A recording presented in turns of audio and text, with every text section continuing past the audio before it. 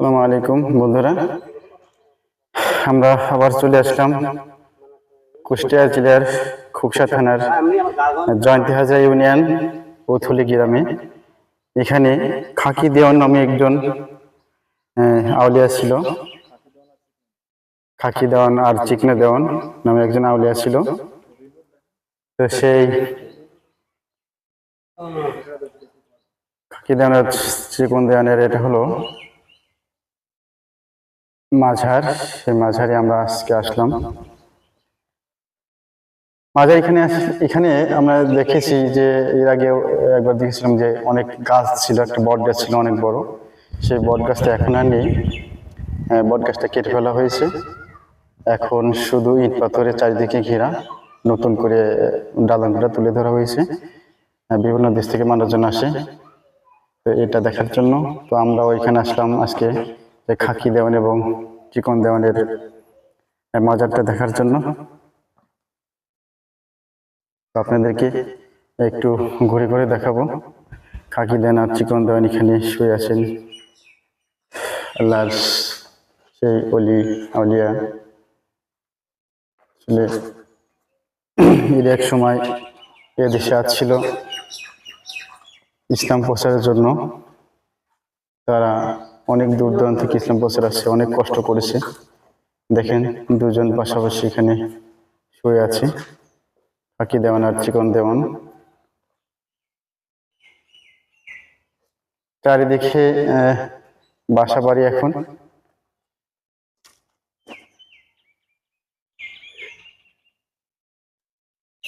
চারিদিকে বাসা বাড়ি, ইট পাথরের দেওয়া দিয়ে ঘিরে দেওয়া হয়েছে চারিদিকটা। এখানে অনেক বড় একটা বট গাছ ছিল, সে বট গাছটা এখন আর নেই। থাকলে ওটা কি প্রাচীনতম যে বট গাছটা ছিল অনেক দিনের, সেটা আপনাদেরকে দেখাতে পারতাম। মাঝখানে একটা শুধু গাছ রয়েছে, আম গাছ। এটা আবার নতুন করে করতেছে, নতুন করে তুলে ধরাচ্ছে। এখানে অনেক দর্শনার্থী আসে তারা ঘুরতে। দেখেন একজন দর্শনার্থী এখানে আসে ঘুরতে। আমরা তার কাছ থেকে কিছু শুনবো। হ্যালো ভাই, আপনি এখানে আসছেন, এটা কার মাজার এবং এখানে আপনি আছেন, এটা কি উদ্দেশ্যে আসছেন এখানে? ওকে, তো মাদারটা বহু আগে থেকেই শুনে আসছি এখানে খাকি দেওয়ান মাজার আছে। নদীতে সঠিক হিসাব কত সালে মাদারটা জন্ম, কিন্তু এখন তার হদিস খুঁজে পাওয়া যায়নি। কিন্তু অনেকের ধারণা উথলিবাসী বা আশেপাশে যারা আছে তারা যে এই মাজারটা উথলির ঐতিহ্য, মাত্রাটা যাতে ঐতিহ্য রক্ষা করা যায় সেই হিসাবে আমাদের আলহাজ সদরুদ্দিন খান বেশ কিছু টাকা বরাদ্দ করেছেন। এই নতুনভাবে এই কাজকর্ম করছে, এগুলো মেরামত সংরক্ষণ করছে, এগুলো আলহাজ সদরুদ্দিন খানের। এই তো এখানে আমরা দেখছি যে শুনেছি যেখানে অনেক বড় একটা বট গাছ ছিল, এখানে মাঝারি নিচে পাশে বট গাছটি কেটে ফেলা হয়েছে। আমার এটাকে কোনো মানে নতুন করে গড়ে তোলার জন্য এটাকে কেটে ফেলা হয়েছে নাকি? হ্যাঁ, নতুন বট গাছ ছিল, পুরাতন বট গাছ, যদিও কাজকর্মের জন্য বট গাছটা কাটি। থ্যাংক ইউ, আপনাকে অসংখ্য ধন্যবাদ আপনাকে সুন্দর তুলে ধরার জন্য। আমরা আবার ফিরে যাব। আরেকজন দর্শনার্থী আমরা দেখতে পাচ্ছি পাশে ঘুরছে, তো তার কাছে আমি যাব, সে দেখি কতটুকু জানে। আমরা একজন দর্শককে আমরা সামনে পেয়েছি, আমরা তার কাছে কিছু শুনবো। হ্যালো ভাইয়া, আপনি এখানে মাজারে ঘুরতে আসছেন, তো আপনি এখানে কি দেখতে যাচ্ছেন? আপনি কোথা থেকে আসছেন, ঠিক আছে একটু যদি বলতেন আমাদেরকে। আমি এসেছি এই মাজার সম্পর্কে আপনি কতটুকু জানেন? এই মাজার সম্পর্কে আমি তেমন করে জানি না, শুধু জানি যে এখানে একটা মাজার আছে। বিভিন্ন চাকরির ভাইবা পরীক্ষাতেও এখানকার এই মাজার সম্পর্কে জিজ্ঞাসা করে, অনেকেই বলতে পারে অনেকেই পারে না।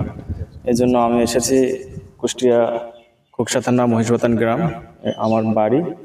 আমার গ্রামের পাশের গ্রামে এই মাজারটা উথলি গ্রামে। আসলে আমি এটা আগে জানতাম, কিন্তু এখানে এসে দেখলাম যে এটা হলো উথলি খাকি দেওয়ান ও চিকনই দেওয়ান মাজার উন্নয়ন। মানে খাকি দেওয়ান এবং চিকনাই দেওয়ানের মাজার শরীফ এটা। এই সেই উদ্দেশ্যে এখানে দেখতে আসা, এর বেশি কিছু আমি আর জানি, এর বেশি কিছু আমি আসলে জানি না। আমরা যতটুকু জানি যে এখানে যে প্রাচীনতম ঐতিহ্য ছিল একটা বট গাছ, সেই নিদর্শনটা আমরা এখন দেখতে পাচ্ছি না। আসলে আমি এর বেশি কিছু আমি জানি না, শুধু এতটুকু জানি যে এটা খাকি দেওয়ান চিকনা দেওয়ানের মাজার শরীফ।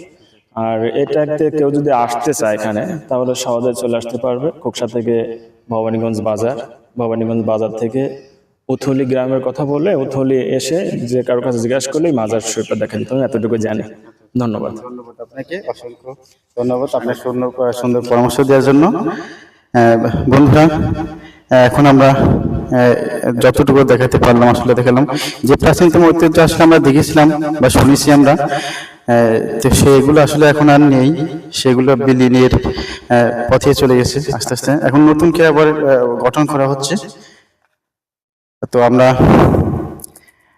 যতটুকু দেখাতে পারলাম আপনাদেরকে, আপনারা দেখতে থাকুন, দেখুন। পরবর্তীতে হচ্ছে ভালো আর কোনো ভিডিও বা কোনো প্রতিবেদন যাতে আপনাদের সামনে তুলে ধরতে পারি সেই দোয়াই করবেন, সে আশাবাদ ব্যক্ত রেখেই এখানে শেষ করলাম। আল্লাহ হাফেজ। আপনাদের সবাইকে ঈদ মোবারক, ঈদের শুভেচ্ছা। আসসালামু আলাইকুম।